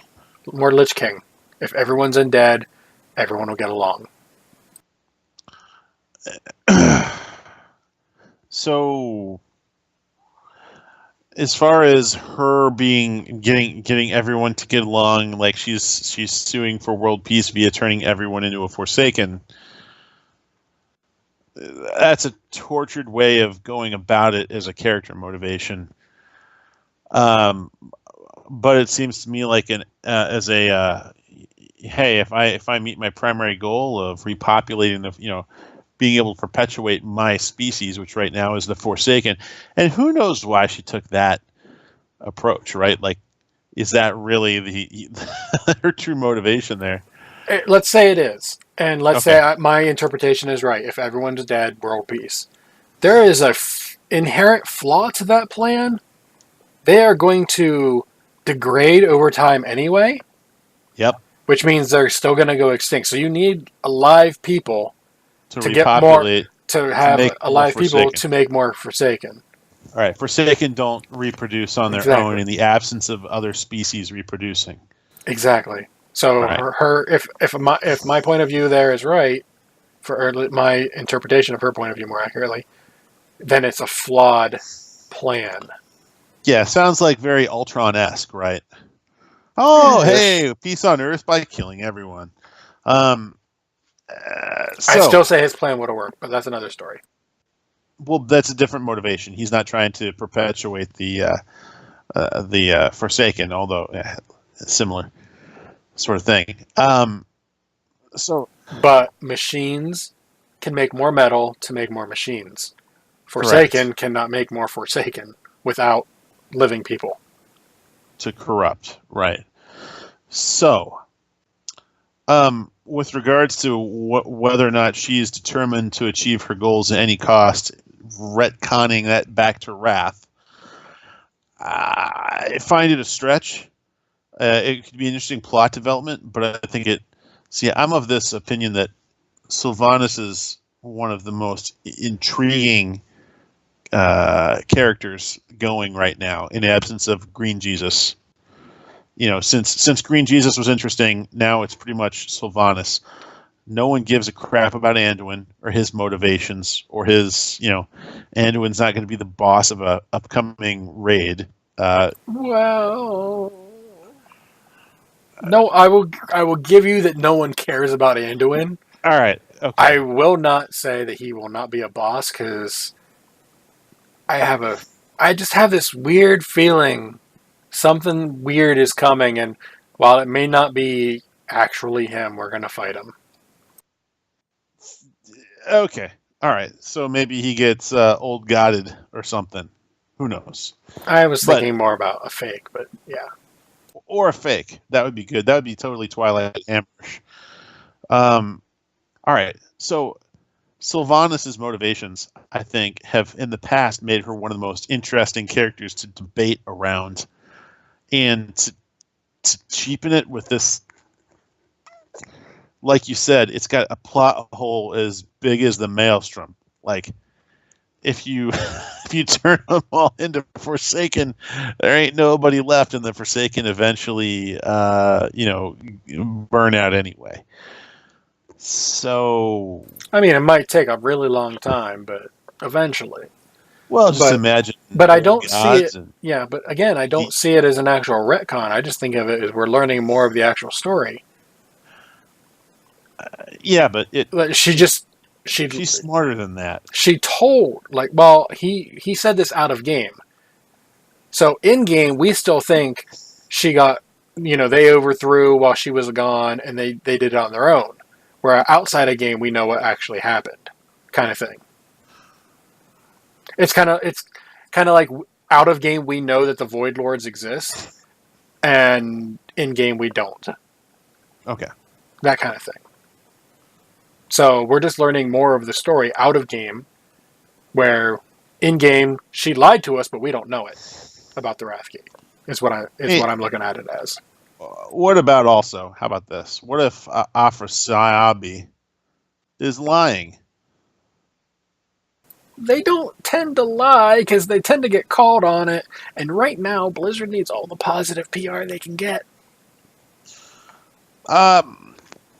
No, I guess my point is not that he might have misspoke. Well, just because you put something in canon doesn't make it the truth. It makes it someone's statement. You get what I'm saying?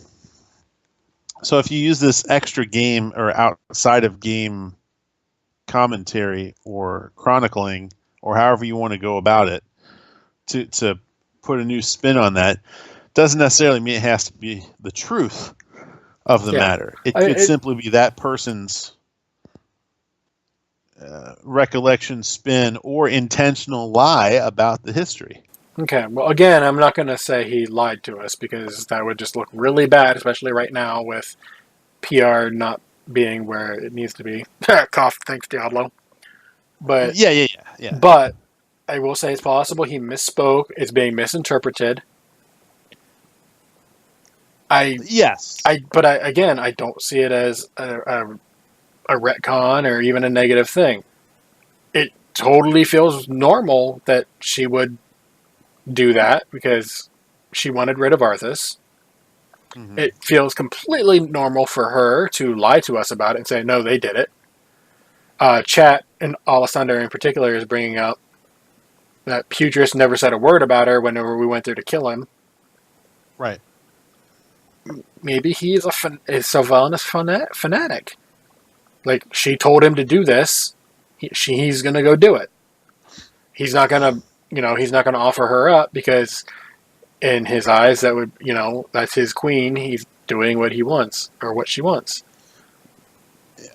And right, I'm not impugning the character of Alex Afrosabi, but you know what I'm saying? Like, it could be a red herring, it could be misleading, or as you said, it could be misleading. It could be like he could have misspoke. It could be he phrased it in such a way to make us think one thing versus another. We don't know either way. Right. But in all honesty, given that she burnt the tree and all the other things that she has done that we know of for sure that she's done, just seems in character. And then her lying about it seems in character. Yeah. I don't have an issue with it. But it's the big news for a while this week. Yeah, I feel like she's got more layers, but still, yeah. It's interesting. That's for sure. Good conversation points. Yeah, we could have a whole show on us going back and forth on this. I just, wanted your thoughts on it. Well, and you brought up the ultimate point. Whenever I think through this, if the end game is to turn everyone into Forsaken, it's a bad plan.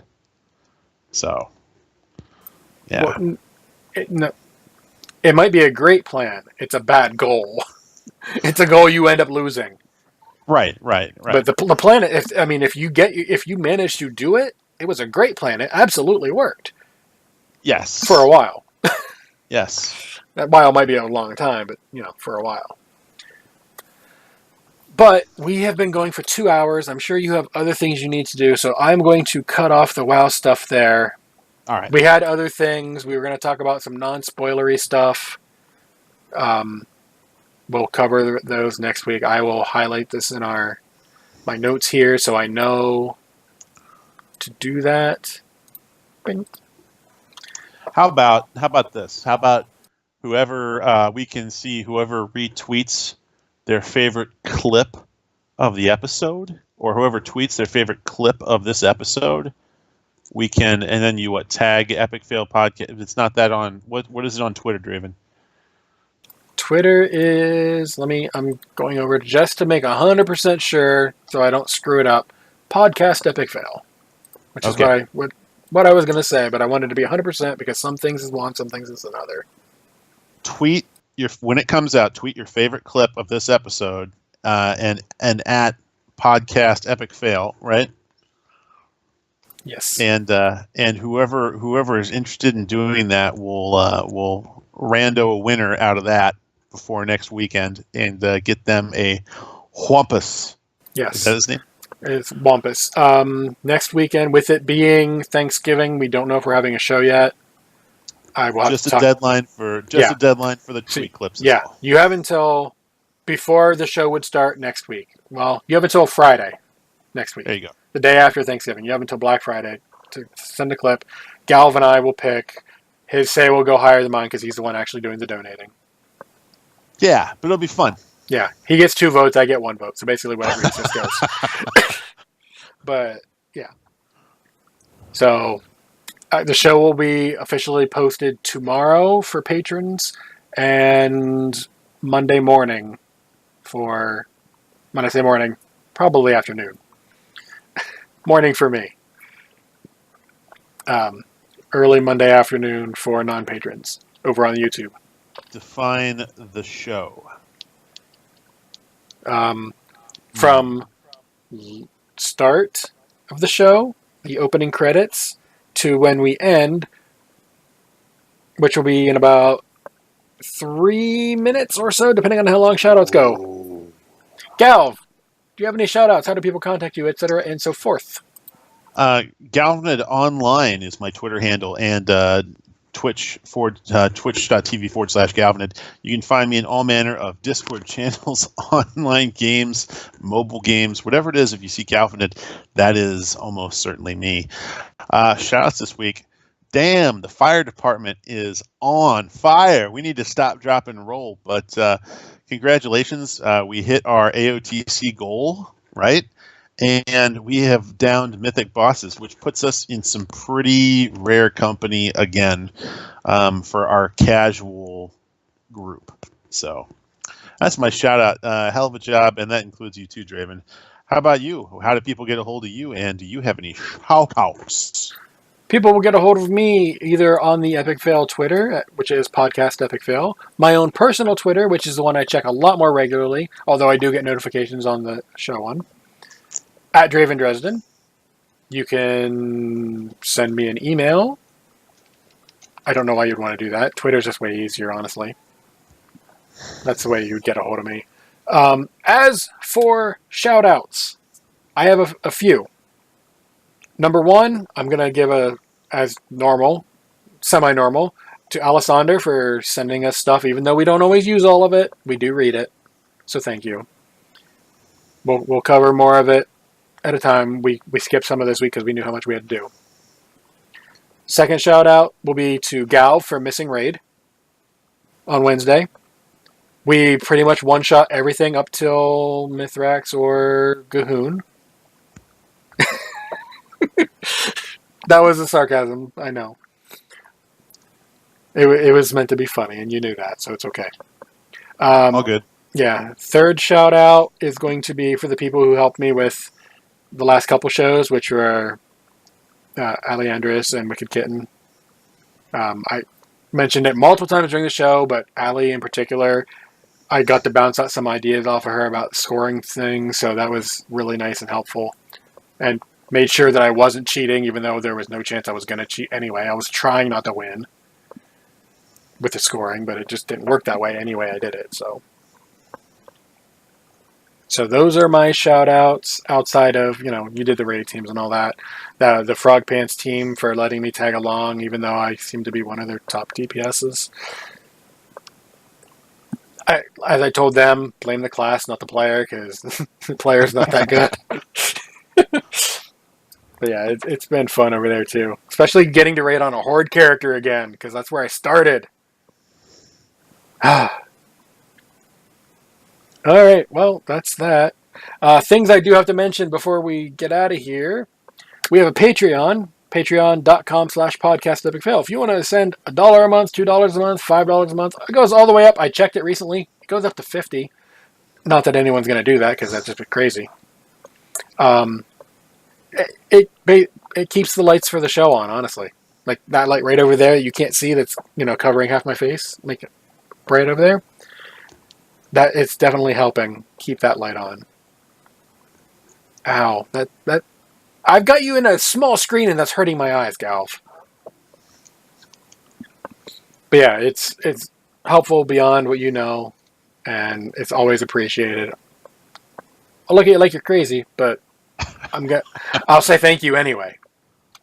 We have a Discord, bit.ly/epicfaildiscord.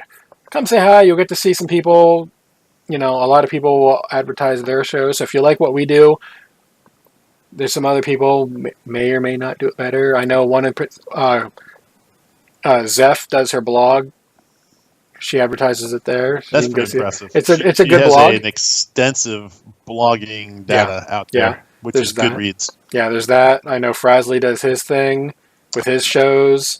Always entertaining. I mentioned... I confused as hell sometimes, but always entertained. Yeah. I mentioned Aleandris and she does her Dungeon Fables whenever a new show comes up, which I highly recommend you watch, or more accurately listen to, because it's audio.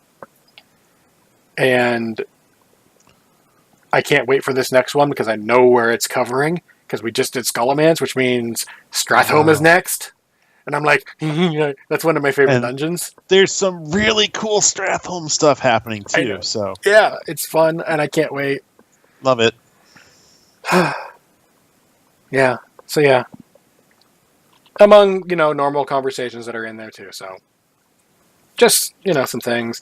As for I mentioned earlier, the opening credits, the music that was used is from bensound.com, licensed under Creative Commons by Attribution 3.0. Layman's terms, give them credit. You can use it. Mm-hmm. Win-win for everybody. You just got to remember to give them credit, because if you don't, they get mad, and yeah. So with that, Galv, Yes. I have a question. Mm. Do you have any last words for the show, not in general? What about Bob?